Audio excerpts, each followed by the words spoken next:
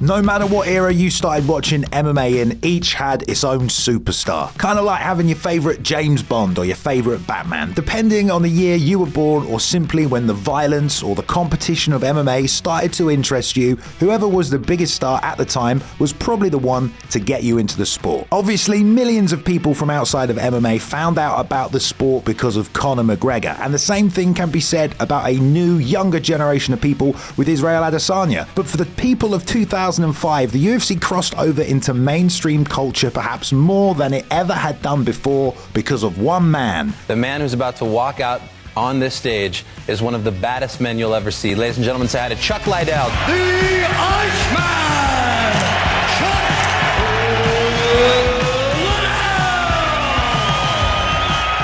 Backed by Dana White, his former manager and now president of the UFC, Chuck Liddell KOs his way to a place among the iconography of pop culture of the mid-2000s. But like all things, it's about to come to a screeching halt at the hands of one man.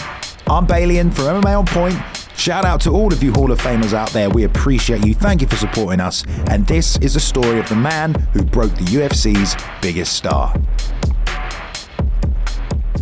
What's up, fight fans? UFC 305 is finally upon us as Israel Adesanya returns to face Dricus du Plessis. So, being partnered with DraftKings, you know we got you covered. All new customers who bet just $5 on anything will receive $150 in bonus bets instantly. And you can stay in on the action and use your $150 in bonus bets on DraftKings same-day parlay for a shot at an even bigger payout. Combine multiple bets together from the same fight, including total number of rounds and method of victory. The more bets you combine, the more you can win. If sports betting is not yet available in your state, don't worry. You can still join in on all the fun with DraftKings Daily Fantasy and have the shot to win crazy prizes. Download the DraftKings Sportsbook app now. New customers use the promo code ONPOINT and bet just $5 on any wager and get $150 in bonus bets instantly. That's promo code ONPOINT only at DraftKings Sportsbook. The crown is yours. So what do you get when you take a street kid from Memphis who grew up taking drugs and fighting with adults and give him some direction and a chance to change his life?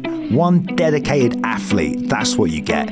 And up until the point that Quentin Rampage Jackson found out that wrestling at college wasn't pro wrestling, but actually a sport he could compete in, his life didn't really have a lot of meaning. I just grew up super tough, man. Wrestling changed my life when I was 17. I was in the 9th grade. I was heading for prison, you know what I'm saying? And they taught me how to like sell drugs, and I was drinking and smoking cigarettes, and they used to always tease me because I have a really bad temper, and I used to hyperventilate when I used to lose my temper. So I started punching and beating up the holes in the wall and stuff like that, and it just made me like really mean. That's when my cousin named me Rampage. So this young kid finds a combat sport, realizes he can make something of himself. Shit, Rampage even becomes an honors student. And I was smoking weed and selling drugs, and then one of my friends got killed, like one of the last ones got killed. I said, man, fuck this shit, man. I'm like, man, I've been changing my life around. I quit smoking weed, I quit smoking cigarettes, I quit drinking. I was doing all this shit since 8 years old. But after coming out of a childhood on the streets and after a crazy family dynamic, Rampage was already mad at the world, and he was about to be handed another stinking fat reason to be. So one of my teammates was racist, and he hit me in the mouth with a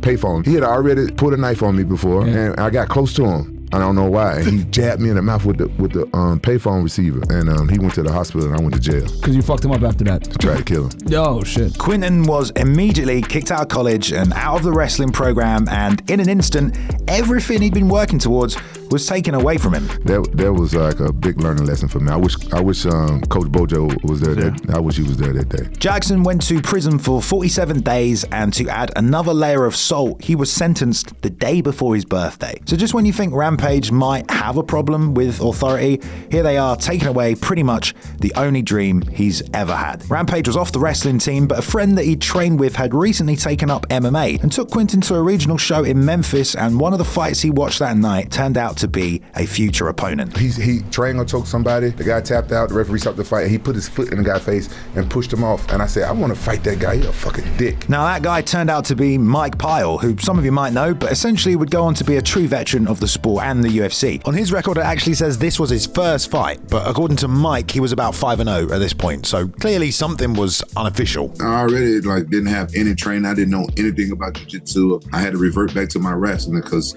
I didn't know how to strike.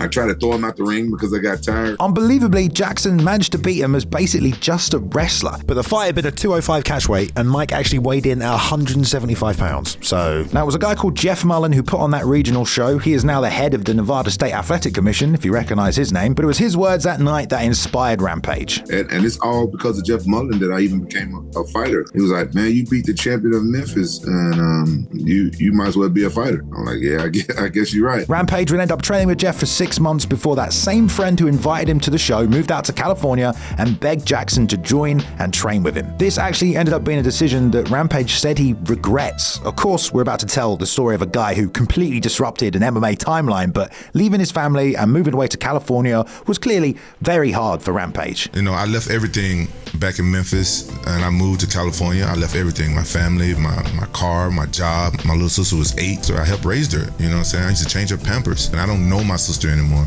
You know, I don't know my family, so Jaxxon started this new life out in California, where he began his MMA journey that was at the start of the year 2000, and in just over a year, he fought almost every single month. Just 1 year after his California debut, he won the King of the Cage Super Fight title, and then he defended it just 3 weeks later. Now, after going 10-1, Rampage next becomes one of the few select American fighters to receive a call to fly out to Japan and compete in Pride FC. Quinton was actually at the airport when he was apparently arrested for a probation violation, so the Pride execs flew over and actually paid his bail. Because you had that problem, right? So they locked him up in Orange County in the jail here. So then LAX. So they came over to fly to make pictures to release him from jail. And you just came out of jail with the chain. You know, that was a perfect storytelling. Rampage was going over to Japan to face Kazushi Sakuraba in his Pride debut, the #1 pound-for-pound fighter in the world. And his arrival was way more of a spectacle than it seemed to be serious. Did Pride try and make you pretend you were homeless or something at first? Yeah. And people in Japan believed it. Like, at the time, I wasn't homeless. I lived in like a RV at the time. They were trying to say that I was like on the streets and just eating out of trash cans and all this stuff. I just went along with it. I was like, you know what? They're paying me cash money. But here's Rampage heading to Japan for the first time, even though he's basically being just used to prop up their star. I get to kick some people's ass without going to jail. I get to kick ass and I get paid for it. Sakuraba better come out hard because I'm ready. I'm ready to come here and fight. I'm ready to brawl. Just come out hard. Apparently, Rampage was made to cut 26 pounds in just 1 day, and honestly, from those interviews, it certainly looks like it. Pride didn't even have any weight classes then, so you know some kind of dodgy shit was going on. They were trying to get me to lose like I think close to 30 pounds, right? It was bad because it was no weight class. And you too strong, you too big for them, so you gotta cut this weight. I said, well, fuck it, call the fight off. Nah, my guy was like, man, we came out with Japan, I had to do it. I was like, man, fuck that. I was mad. But Rampage was also convinced that they had poisoned him as well, which, you know, is highly unlikely, probably, right? As well as the fact that he was going to get paid more to lose. But honestly, I wouldn't put that past Pride either. So with that being said, make what you want of the Sakuraba fight, because whatever the reason he'd been brought there, Rampage still ended up making an impression on everyone, slamming Saku several times and getting out of submissions. It was after that fight that Bas Rutten came up to him and broke down his future in Japan. You're going to be a rock star here. If you keep your line straight, man, if you keep your head straight, you're going to be gigantic here. Jackson's Japanese adventure had just begun, and by the following year, he was being matched up with big names like Vachanchin and Randleman and blasting through him. He had an exciting style, he won over the crowd, but more than anything, a lot of his backstage interviews had given fans a look at Jackson's personality, and he was a lot of fun. How's it hanging, man? How you doing? Hey, they hanging pretty good. I shaved them up last night. First, I'm gonna walk to the ring, then I'm gonna get in there, and then I'll probably start throwing some punches. Then I'll probably use a foot or a knee. You know, I'm gonna go out there and try to excite the crowd and do some naughty things. After a big win over Kevin Randleman, Rampage's best victory to date, the cameras panned to the current Pride middleweight champion Vanderlei Silva, looking on from the crowd. I want you, bro. It'll be me and you. I'm not done together. Okay, it's on. Now, this is Wanderlei Silva, Pride royalty. Everything revolved around their champion, and Rampage was again kind of betting against the house, trying to go up against not just this guy, but essentially the promotion at the same time. At least that's what Rampage is thinking. Speaking of Wanderlei, punk ass, motherfucker, you should never touch me.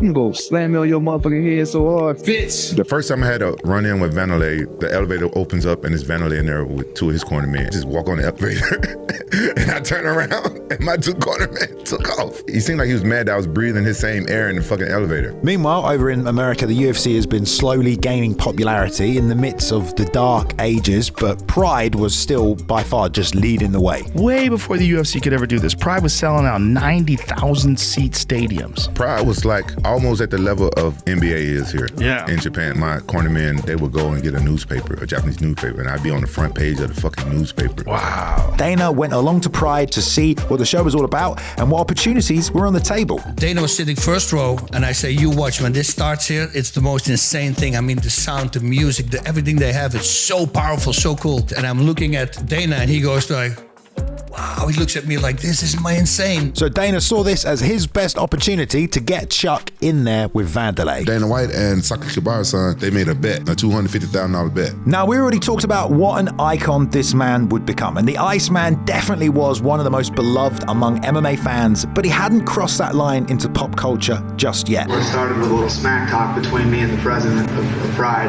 and now Chuck's over there and he's gonna beat up their light heavyweight division. I'll put my money where my mouth is. Chuck's gonna wipe that whole thing out. He was trying to get him to have me fight Wanderlei first. I really think he would have pulled this like just, okay, we're done.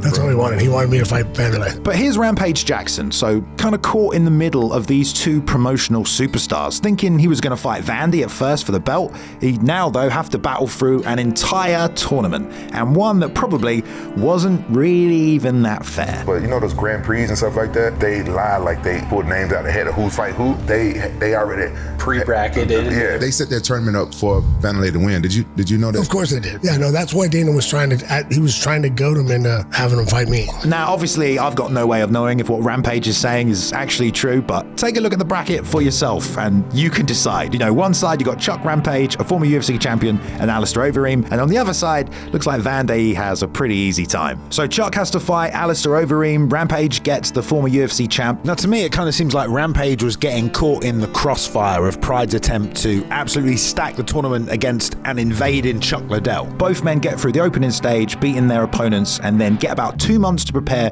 for the next fight. You came to me and you talked to me, you was like, hey, looks like it's gonna be us next. Let's go to a bar and have a drink. I said, oh shit. Now, it was all going down November 9th, 2003, the last two stages of the tournament. Dana White was there ready to see his fighter take on the Pride champ. Now, Quinton was focused on getting his own chance to beat Vandy. Before the fight with Chuck, the Pride execs apparently paid him a visit. They cost me my fight with Vanderlei. They told me, we want you to beat the shit out of Chuck. By the time the two men were opposite each other in the ring, there was a hell of a lot of tension in the air, and it was going to be a very good fight. They traded on the feet, they landed ground and pound on each other throughout the first 10 minutes, but by the end of the round, it was Chuck that was looking way more tired. Chuck looks exhausted, he looks tired, I'm shocked. He hit me with one of the hardest body shots I ever in my life. I made him all like, ooh, and I went in for the takedown, and I was saved by the bell. Then Jackson did as the Pride promoters had asked. He took Chuck down and dropped punishment until they called off the fight. But Rampage had secured himself a shot at Wanderlei, but it was going to come in about an hour and a half. And remember what Rampage had said. Game plan is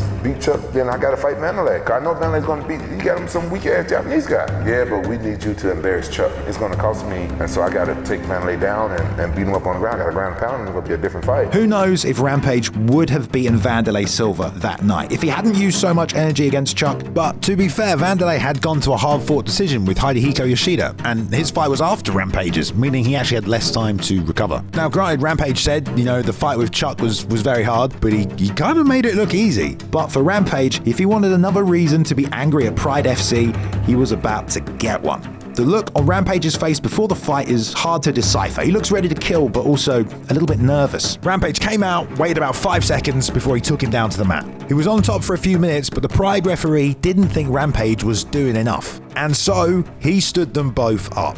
and Rampage was pissed. Now just completely gassed, the Axe Murderer ran over him and cut through Quinton with knees, and just like that, the Pride Grand Prix was over and Pride's middleweight champion was still on top. So things didn't exactly go to plan that night. But that single win over Chuck Liddell in the tournament would go on to mean more than perhaps any of his other victories in Pride. Jaxxon had no choice after the Grand Prix. He went back to the Pride roster and started taking some pretty fun fights. You know, he got in there with Middleman and obliterated him, and then got matched up with a top contender in Pride, the Brazilian Tiger Ricardo Arona, who'd only ever lost to Fedor. Now, this was kind of another make or break moment for Rampage. Rampage got on top, but after he ate an up kick from Arona, the Tiger then tried to convince the ref that he'd knocked Rampage out. I've only lost my temper once in a fight. What was the fight where you lost your temper? Oh, when I powerbombed that guy. Again, Rampage does not trust the Pride officials at this point, and if your opponent is trying to tell them you're unconscious, well, fuck that. He doesn't want to lose this fight. Well, that made me lose my temper when he told the referee that I was knocked out. God, I was like, they couldn't make me lose this fight on my birthday? Ricardo goes for a triangle choke, and Rampage picks him up and tries to slam him through the planet. And I've never lost my temper in a fight again, like, because I was scared, like, I could kill somebody. They tried to get that slam outlawed and everything. They were trying to make it illegal. It is still one of the most viral knockouts of all time, and with that one slam, Rampage's popularity exploded in Japan. I got so popular in Japan that the Yakuza, the head boss, wanted to meet me, and I went and met with the Yakuza, right? Yeah, but when I went into this room, these guys were watching Jackass, and they were smoking weed. The dude boss walked in, man, he had to be like 6'4", 6'6". He wanted to give me $1 million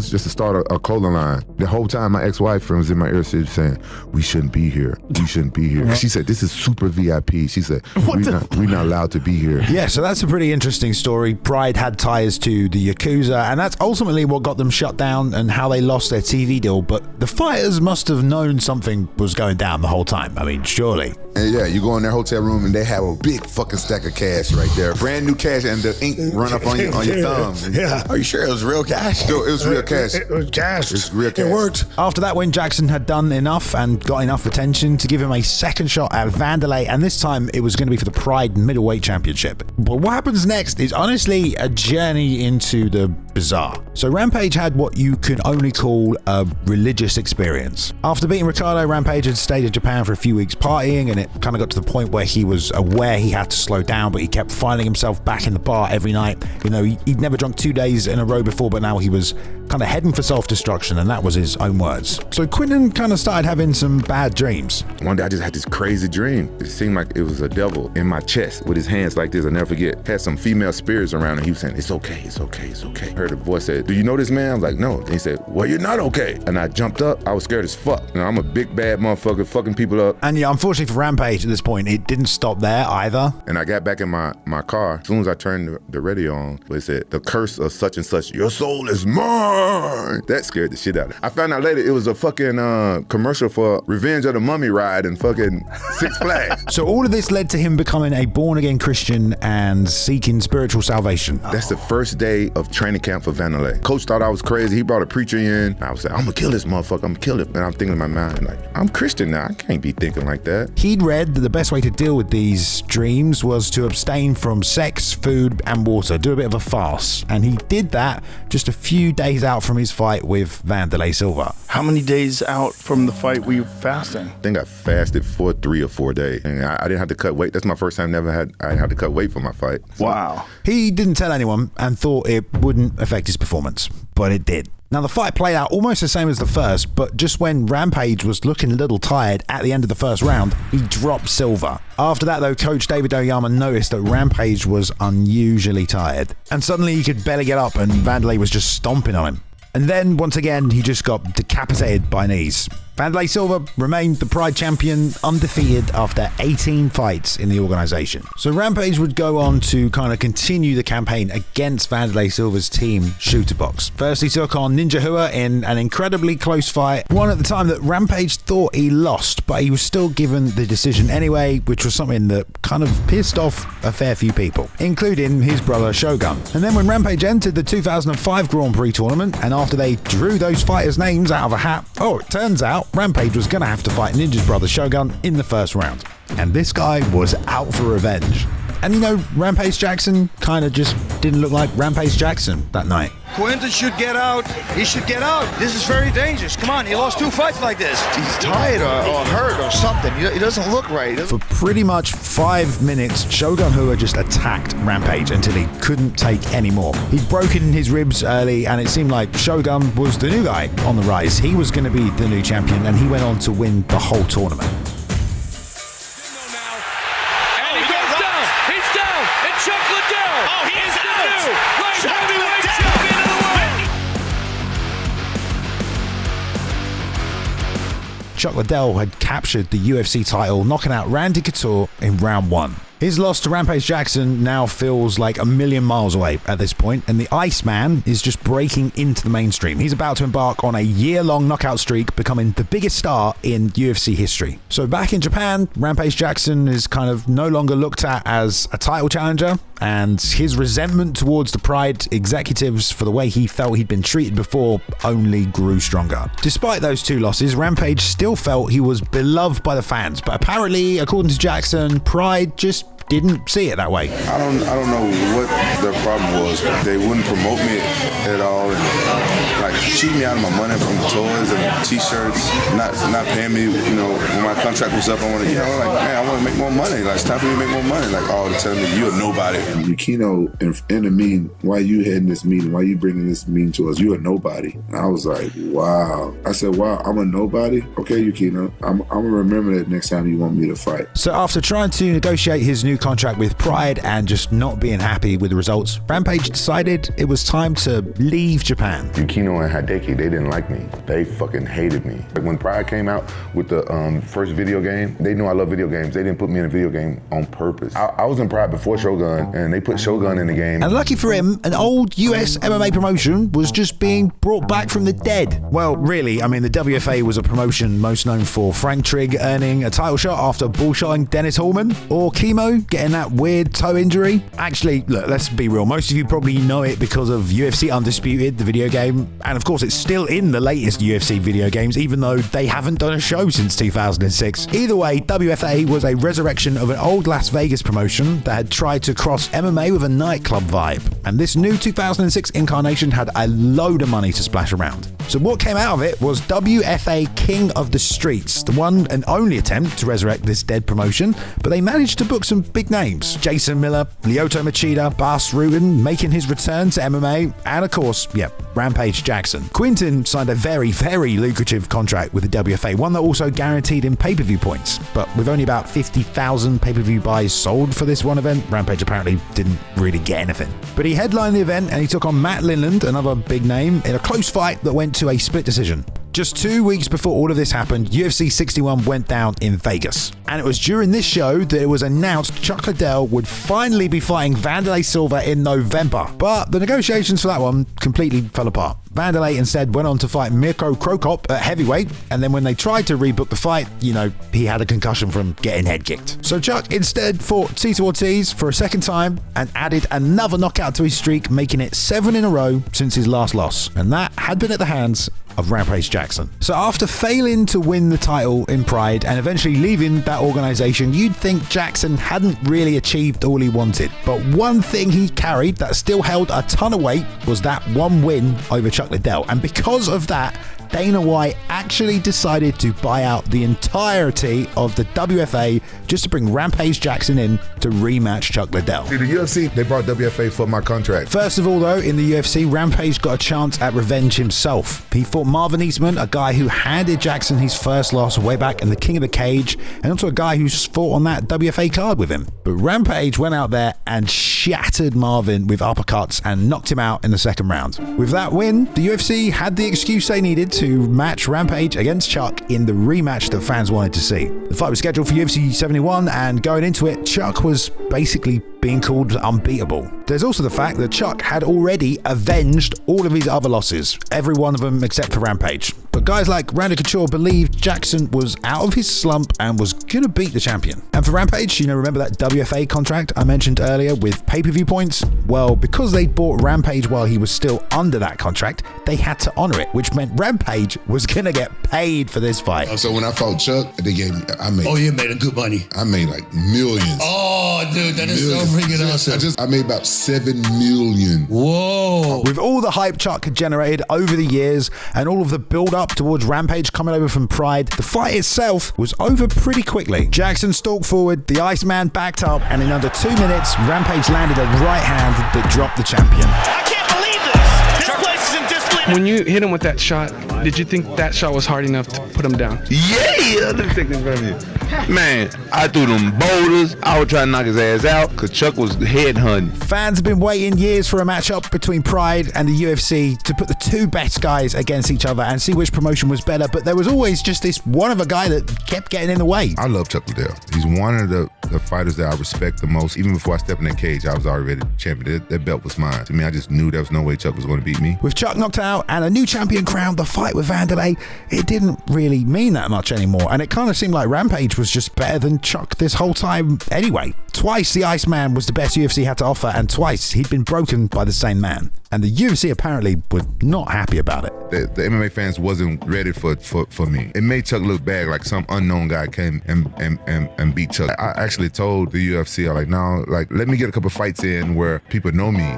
And I felt like they were like, no, you could lose. I mean, it honestly sounds like the UFC just weren't expecting Rampage to win. And the way he tells it, after he knocked out their poster boy, the atmosphere around him kind of changed. I actually felt bad, like, I hope Chuck can come back from this and stuff like that. And he did. And kind of sadly, he was right. Liddell would go on to lose to an up-and-comer, Keith Jardine. He then beat Vanderlei in a fantastic fight, but then would lose the next 4 by knockout. And the UFC's biggest star had truly been broken. At the point that Rampage beat Chuck for the title, Pride FC had ceased to exist, and after their dealings with organised crime and the Yakuza became public, they lost their TV license and the promotion was eventually just sold to the UFC. But right before the promotion ended, Vanderlei Silva had lost his belt to Dan Henderson, who was now in the UFC as well. And Dana White wanted to unify the titles between the two promotions. So after all this time, everyone thinking the guy to do that was going to be Chuck Liddell, Rampage Jackson suddenly stands in a position to hold the 2 belts from both promotions.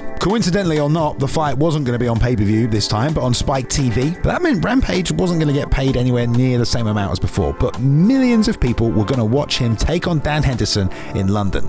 And this time last year, Rampage wasn't even signed to the UFC. 5 million people watched Jaxxon take it to Dan Henderson across 5 rounds, and when the final bell rang after years of Pride versus the UFC, Rampage Jackson was the last man standing, with both of those titles now unified under his name. Now, this was a fun story to pick out from among MMA history, an underdog story, really, during the changing of an MMA era. And my intention, obviously, wasn't to sit here and tell you that Rampage is some kind of godlike figure. The guy did plenty of things in his career that pissed off a ton of people, okay? And Quentin himself is quite clearly a man who, holds grudges and sometimes feels that the world is against him. And I think that's also what drove him so hard to become a world champion. I mean, Pride might actually have loved him. This was all told from his perspective and from the stories he's told us. But wherever the lines of truth get blurred, what I love is that one man stood against many and walked away with the ultimate prize: personal vindication. All right then, that is the story, the tale of Rampage Jackson. But I bet a bunch of you probably watched this thinking, I like Rampage, he's a fun, lovable guy, without knowing that, he's kind of this unique guy that disrupted the MMA timeline. Gotta give a shout out to the boy, Luke Taylor. Yeah, he didn't even know who Rampage Jackson was, but he still made this video for you. I'm joking. Go show him some appreciation at @cooltome_. Go ahead and give us a thumbs up, always much appreciated. Thank you very much. We work hard on these. And if you're new here as well, you can subscribe. If you want to see more from us, subscribe to the channel. Welcome to the family. Go now and forth into the world.